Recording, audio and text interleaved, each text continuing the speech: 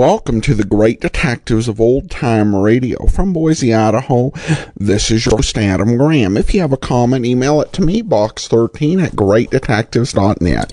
Follow us on Twitter at Radio Detectives and become one of our friends on Facebook, facebook.com/Radio Detectives. Before we get started, I do want to let you know the program is brought to you in part by the financial support of our listeners. And I want to thank our latest Patreon supporter, Matt, for becoming a supporter at the rookie level of $2 or more per month. You can become one of our Patreon supporters at patreon.greatdetectives.net or support us on a one-time basis at support.greatdetectives.net. But now it's time for today's episode of Richard Diamond. And this one is called Diamond's Severest Critic. Original air date November 5th, 1949.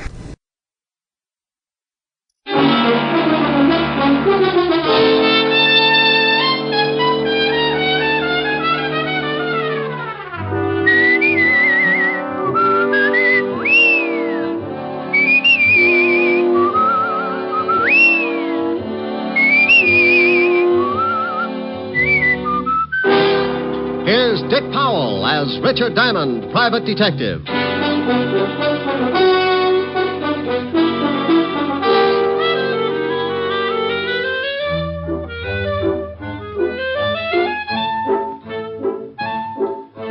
Da da da da da da. Da da da da da da da da.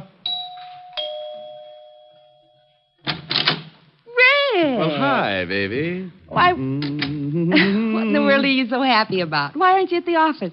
Now, don't confuse me, dear. One question at a time. Come on in the study, and I'll tell you all about it. Oh, now stop being so mysterious. You never come over here at this time of the day. Read some of these. What are they? Letters. Read them. All of them?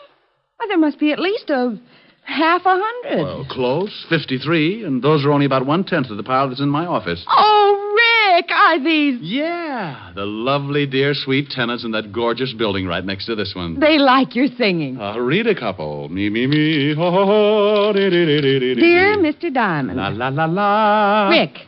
Go on. Well, stop sounding like a whole quartet. All right. Dear Mr. Diamond, I live in the building across the way from Miss Asher's apartment. Right over there. At least once a week, I sit in my living room and listen to the sounds of your melodious voice. Last week, however, I waited for 7 straight days, but without result. You did not sing. Please, Mr. Diamond, for the sake of my family, continue to sing at least once a week.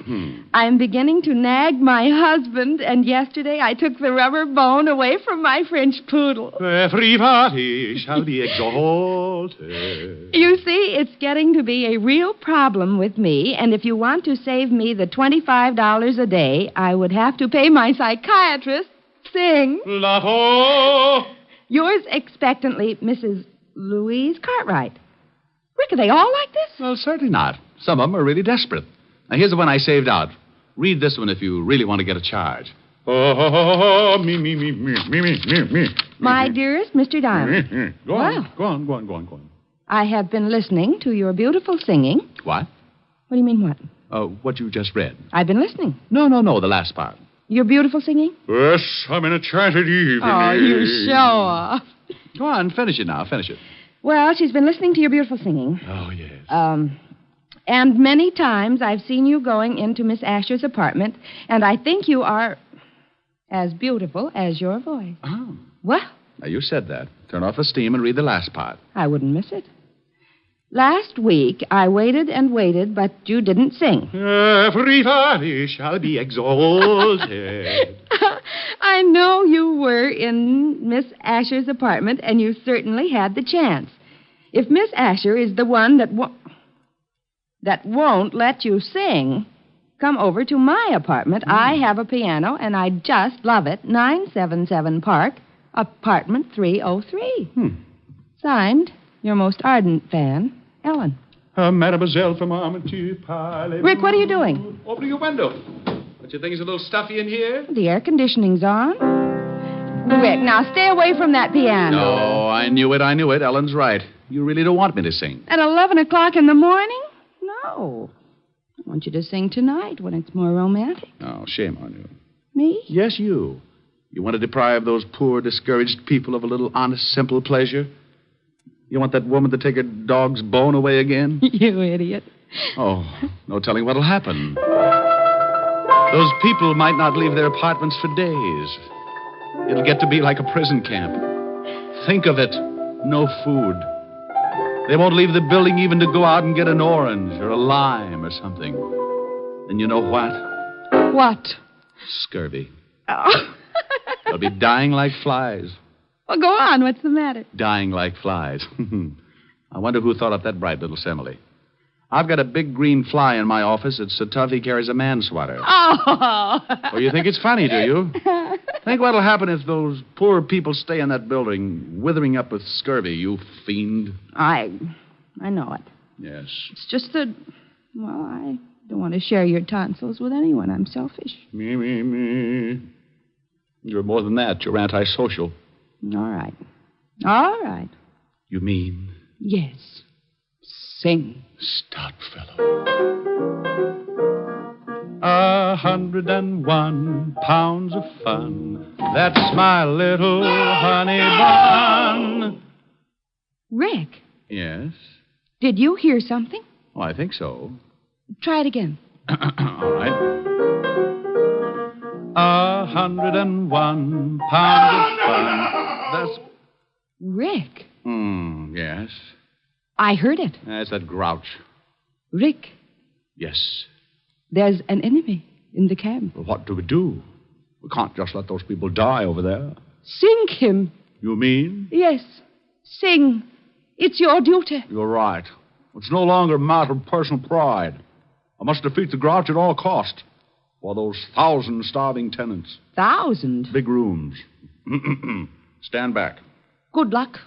Thank you. You are my sunshine. You are my sunshine. You are my sunshine. You are my sunshine. He's you are weakening. My sunshine. You are my sunshine. You are my sunshine. Sunshine. He's sunshine. nearly down. You are my sunshine. You are my sunshine. You are my sunshine. You are my There he goes. You are my sun. Rick. Victory? Decidedly. Bull Run was never like this. All right. Now sing Honey Bun and save those poor people. 101 pounds of fun. That's my little honey bun. Honey bun. Rick. Good grief. Bun. Rick, what happened? I don't know. I can talk all right, but the minute I go up, something happens. I hope you didn't hurt it. La la la la la la la la. Oh, Rick. Oh, now isn't that ridiculous? I can't help laughing, but it isn't really funny. Come on, let's go get you some warm milk or something. Mimi, Lord, I'm off. Oh. Now stop that. Give it a rest. Oh, if that grouch only knew, I may never bother him again. Well, he's the only one that doesn't like it. Poor guy. Poor guy, now. That's a silly thing to say. Well, honey, he doesn't like it. Let's face it. He'll probably get so desperate he'll have to move. Okay, let him. I wonder what he's doing right now. I'll bet he's planning something fiendish. You think he's going to start shooting burning arrows? I wouldn't put it past him. Now, let's take care of that throat.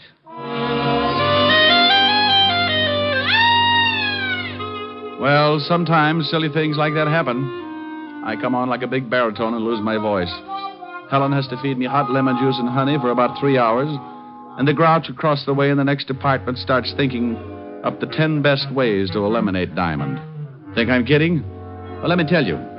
I didn't know it then, but that fast course of You Are My Sunshine with my own lyrics started more trouble than a hopped-up mouse in a herd of elephants. While Helen fed me the tonsil cure, old Grouchhead was dreaming up a cure of his own. What am I going to do? I work in the daytime, try to sleep at night. He sings at night. I switch to the night shift. He sings in the daytime. Oh, I'll fix him. I'll fix that Diamond. Yeah, phone book.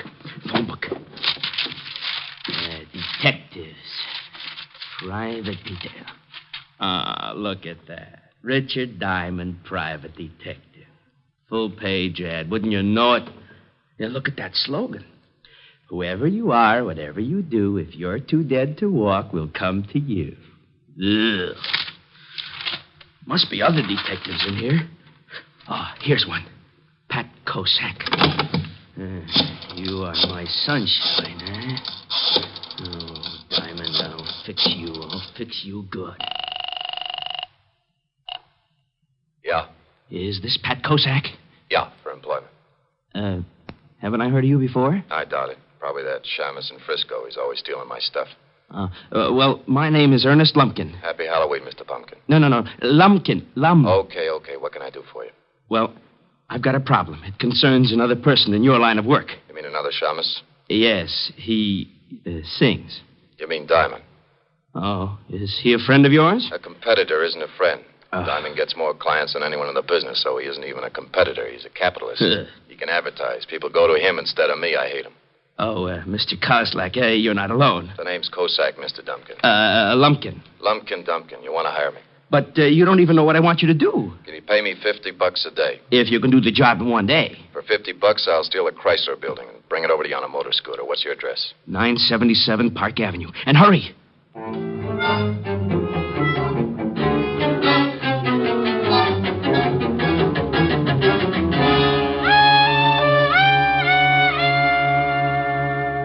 How does your throat feel now? Oh, scalded. I'll be eating Zymol troches for a week. Oh, now, it wasn't that hot. Wasn't it? Honey, that lime water was so hot Alibaba could have boiled his 40 thieves in it. Well, your speaking voice is all right. Oh, well, I think I've swallowed a bear rug. Where are you going? Well, I can't sing, and I'm going to see you tonight anyway, so I think I'll drop down to the 5th Precinct and drive Sergeant Otis out of his mind. Oh, Rick, that poor man. He called up last week when Lieutenant Levinson was looking for you, and he sounded like he was dying, and you were responsible. Honey, when Otis dies, everybody will be running around in spaceships. He got through the Stone Age all right, didn't he? Bye.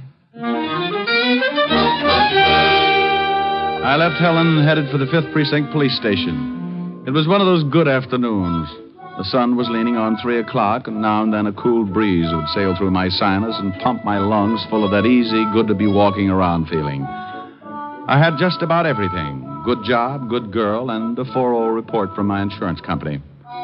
When I reached the station, I hopped up the steps and bounced into the squad room. Sergeant Otis was sitting over in the corner, making out the weekly report for the commissioner.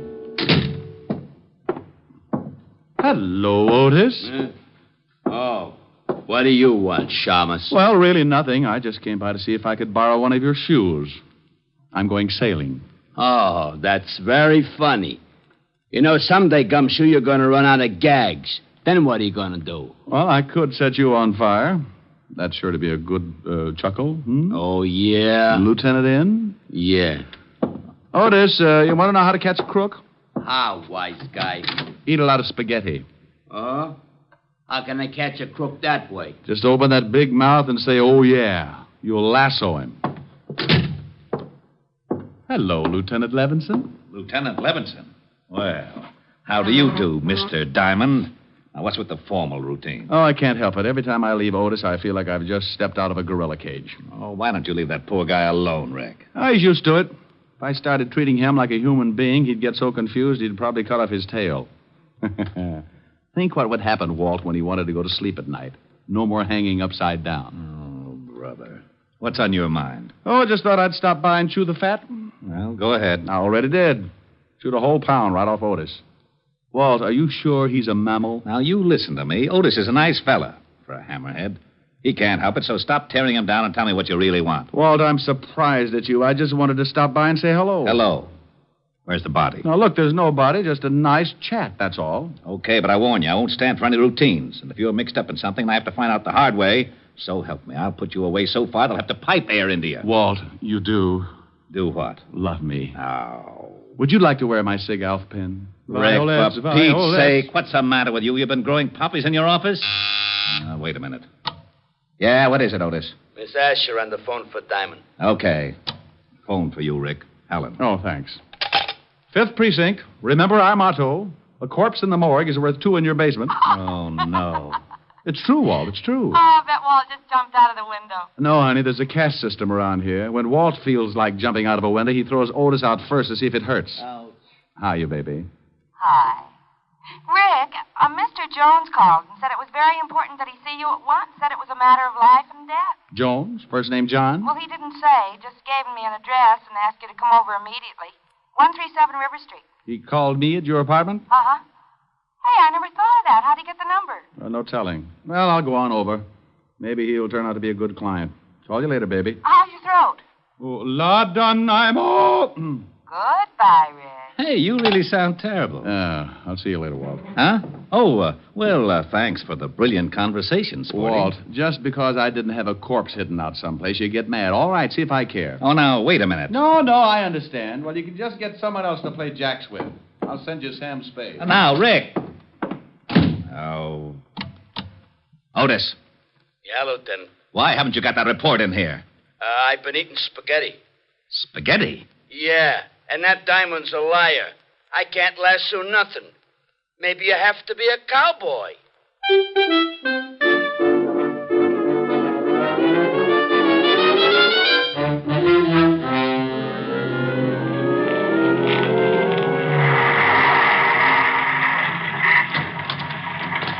Thanks, Cabby. Keep the change.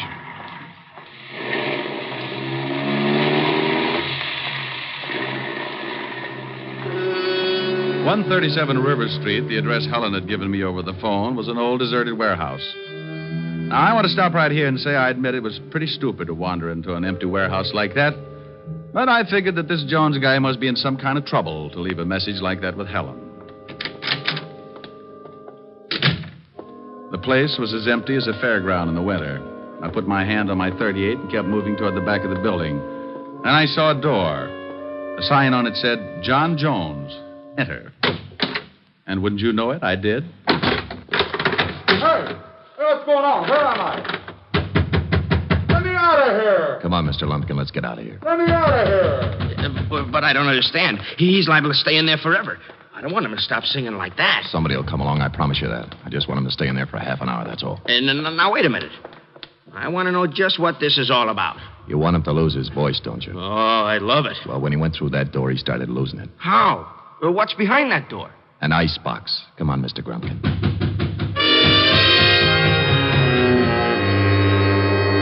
Well, that's exactly where I was, in an ice box. Not a very big one, but a very cold one. The kind a company might have to store fresh meat and drinks. I tried breaking down the door, but it was a foot thick. I struck a match and looked around. Lots of ice, no way out. So I turned up my collar and sat down to wait. I don't know how long I sat there, but I guessed it to be about 20 minutes.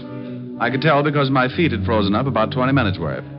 Then I heard that lovely sound. Rick, you in there? Yeah. Hand me an ice pick. I want to get my feet uncrossed. How in the devil did this happen? Well, I think one of the frozen food companies got a new idea. What's the matter, Diamond? Forget your sleigh. Shut up, Otis. You think you can walk, Rick? Yeah, sure, but I might squeak a little. Ooh, got a Bunsen burner handy? Otis. Okay. How did you find me? We got a call. From a guy named Jones? Yeah. Said he was in danger and that you were coming down to meet him at the warehouse. Said he saw two guys lock you in this icebox. Oh, dandy. Did he say where he was? Yeah. Here's the address. Thanks. Hey, where do you think you're going? Well, I feel better now. I'm going over to find Jones. Well, you might get in trouble. Well, if I can find the two guys who locked me up, you can bet on it. Well, I'm going to send Otis along with you. Otis? I thought you wanted me to keep out of trouble. Oh, now, wait a minute. I can keep you out of trouble, Diamond. Oh, Otis, you couldn't find an elephant in an elevator. But come on and bring your head with you.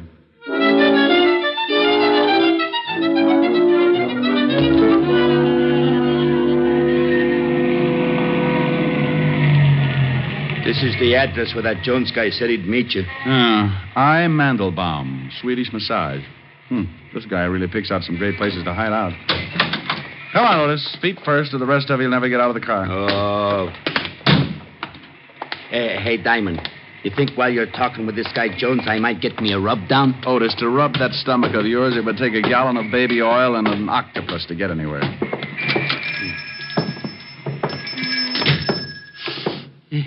Hey, it smells kind of good, don't it? Like a pine tree, maybe. Otis, how would you remember? The last time you smelled a pine tree was when you used to run with the pack. Now listen here, Diamond. You gotta lay off. I don't go around... Yeah, what can I do for you? Holy cow. Get the biceps. Oh, I'm looking for a guy named Jones. Oh, yeah? Who wants him? The name's Diamond. Oh. Well, Mr. Jones is expecting you. I think he's back in the steam. Which way is it? Straight back. I'd show you, but I gotta give a guy a rub. Come on, Otis. You must be at the end of the hall. That's a pretty bright observation. Seeing as how there's only one door and it's at the end of a hall. Yeah, that's the steam room. How do you know? Oh, by this little window in the door. What do you see? Steam. Then, by golly, it must be the steam room. Hey, I can't see nothing. Mr. Jones? Hey, ain't that some guy lying over there on the bench? Looks like it. Mr. Jones? He don't answer. No. Otis, look, I'm going over there. Keep the door open. I don't want anyone to lock me in this place. Oh, okay. Mr. Jones, Well, hey, Otis. It's just a bunch of towels rolled up to look like somebody. Hey! Otis, what's the matter? Diamond. Yeah. Where are you? Right over here. Well, what are you doing there? I told you to stay by the door and keep it open. Well, I did stay by the door until I got pushed. Pushed? Oh, no. You know something? What? I think we're locked in.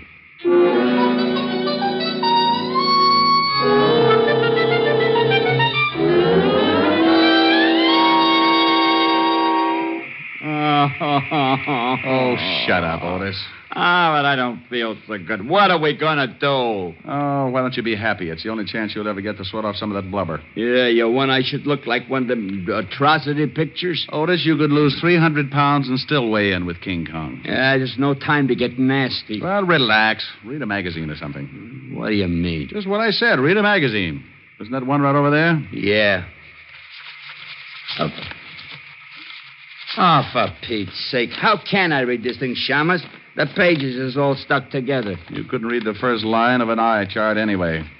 Just look at the pictures and shut up. Okay. Hey! What's the matter? This magazine. Take a look at this. What is it? It's one of them movie magazines, Movie Stars Parade. So what? Well, get a load of these pictures. Ain't that you? Let me see. Well, how about that? Some guy acting like Richard Diamond, private detective. Well, it looks like you. No, it's that Powell guy, that actor. Tear it up. Oh, no, it's a good magazine. Give me that. Oh, hey, what'd you do that for? If it hadn't been for that juvenile, I could have been in pictures myself.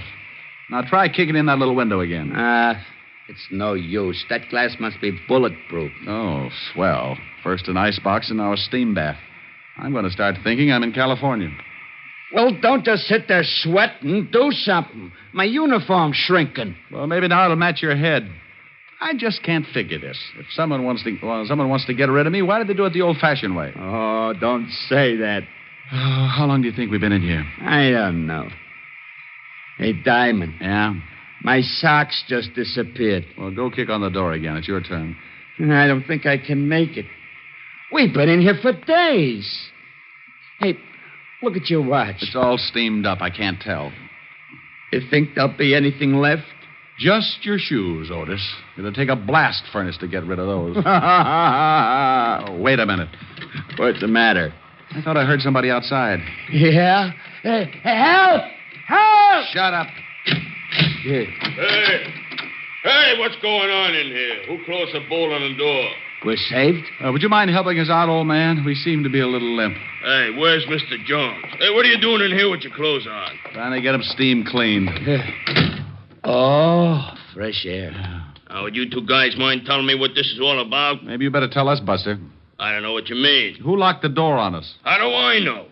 I give a guy a rub. When I come back, I find the door bolted. Hey, where's Mr. Jones? You sure he was in the steam room? Sure. He comes in, says he wants a steam. You should show up. I should send you back. I told him I was going to give a rub to stay in long as he liked.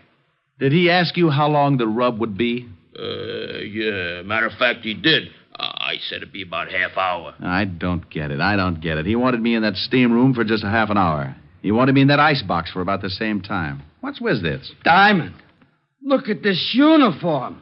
Oh, I think it's lovely, Otis. You should always wear knickers.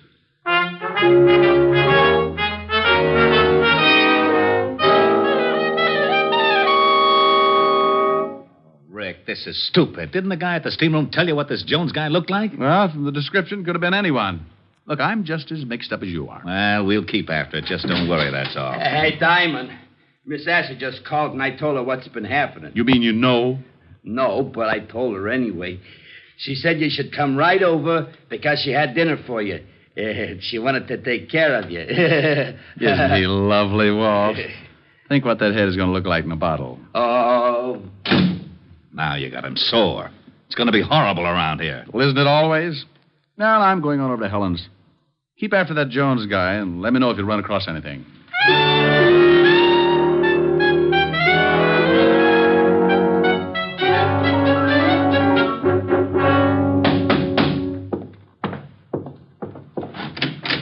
How are you, Mr. Klumpkin? Lumpkin. Okay, how are you? Come in. Well, what happened at the steam bath? Diamond and a friend boiled for a while. You think it did the trick? Look, when Pat, Cossack. Yeah, Cossack. Well, when I do anything, the results are guaranteed. I just tailed Diamond from the station. He went into his girlfriend's apartment across the way. Oh, goody. Let's see what happens tonight. I'm staying home from work just to hear him not sing. Yeah. About my $50. Oh, look, he's never in that apartment more than 10 minutes before he starts singing. If he goes over 15, you get your 50. Come on. What are we going to do? Raise the window. I don't want to miss the lovely silence when he opens that big bazoo. Okay, so I look funny. I'm sorry, Rick, but your clothes have shrunk so much. You should see Otis. I'm sorry. Well, you should be. You don't know what I've been through. Oh, yes, I do, and Mommy's going to make it better.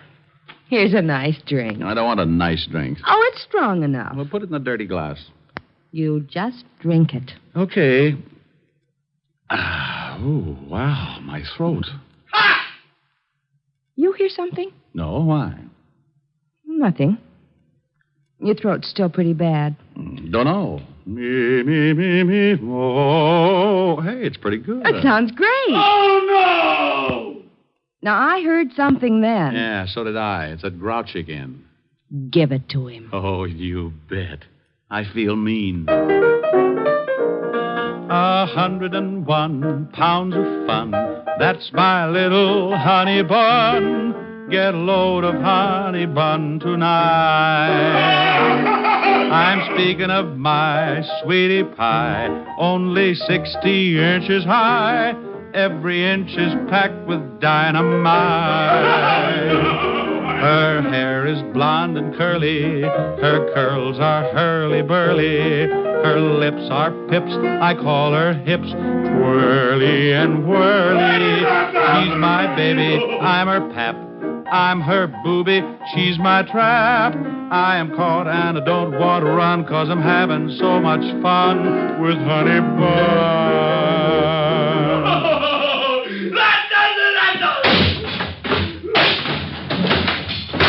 What's going on over there? You're Cossack. Okay, but don't hit me again. You can keep the $50. Said he wouldn't sing again, huh? Said you fixed it. Well, I'll fix you. No, not that. Put down that chair. Oh! Go on, get out of here. That vulture is singing better than ever. Okay, only don't hit me again. Helen, Yes, Rick? you know that ice box and that steam bath were the best things in the world for my throat. Yes. After you lost your voice this morning, I didn't think anything was going to help. But that ice box and that steam bath really did. Diamond, Oh, hello, Mr. Lumpkin. did I hear you say you lost your voice this morning? That's right, Mr. Lumpkin. Then didn't think I was going to get it back either. Good night, Mr. Diamond.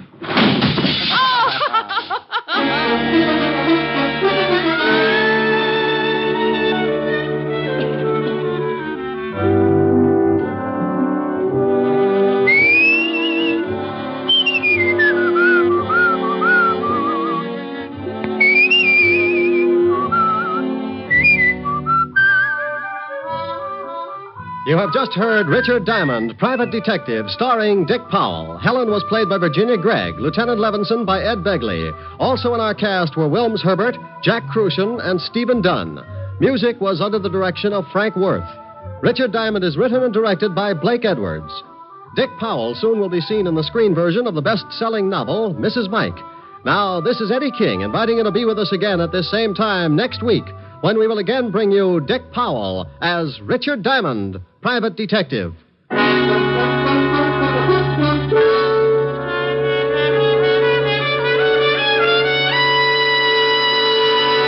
Saturday night brings some of the week's best radio entertainment when you tune for the stars on NBC. Stay tuned every Saturday for a great lineup of programs, including Hollywood Star Theater, Ralph Edwards' Truth or Consequences, Your Hit Parade, A Day in the Life of Dennis Day, The Judy Canova Show, and Grand Ole Opry. All the best on NBC.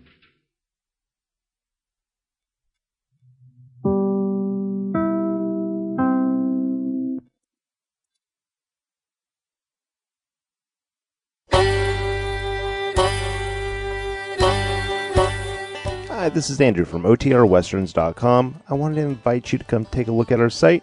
We stream live OTR Westerns 24 hours a day, 7 days a week, along with putting out podcasts of old-time radio westerns. Check us out at OTRWesterns.com. You're listening to The Great Detectives of Old Time Radio with Adam Graham. Now let's get back into the show.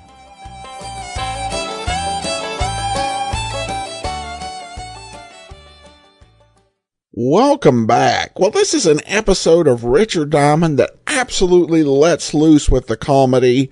And I know there are listeners who don't appreciate that. They want straight mysteries. And if somebody comes up with something that is so comedic and over the top like this, they're like, oh, no. But I personally really love this episode. It would not be a good thing if every episode of Richard Diamond was like this, but it definitely was very playful. I love the way they worked in listener letters to into the plot, and the Pat Novak for Hire parody with references to the actual show. And I think they even worked in a Sam Spade, so that was pretty fun. But I'm certain we'll be more back to usual next week. All right. Well, listener comments and feedback, and I had a couple of people email me. Christy also emailed a similar remark, but Linda actually got to me first. She says, I've been a fan for several years and just finishing to Richard Diamond and the Renee Benet episode. You'll probably receive other comments about the one inside joke that escaped your mention in the post-episode commentary. Richard Diamond was dreaming of June Allison, who was a very popular film star at the time. Dick Powell was also married to June Allison. Thanks for all your work to keep feeding our old-time radio habit. Well, you're welcome, and I'd noticed that, but you're right, I did forget to mention that. And sometimes you just kick yourself later after you record. You're like, darn, I heard that. Why didn't I mention it when recording the commentary? And if it's important enough, sometimes you'll go back in, but I didn't think of it till after it was all edited together by Andrew. So, good catch, and thanks so much for the email, Linda. All right, well, that will actually do it for today. Join us back here tomorrow for Boston Blackie, and next Wednesday, another episode of Richard Diamond. In the meantime, send your comments to box13 at greatdetectives.net. Follow us on Twitter at Radio Detectives, and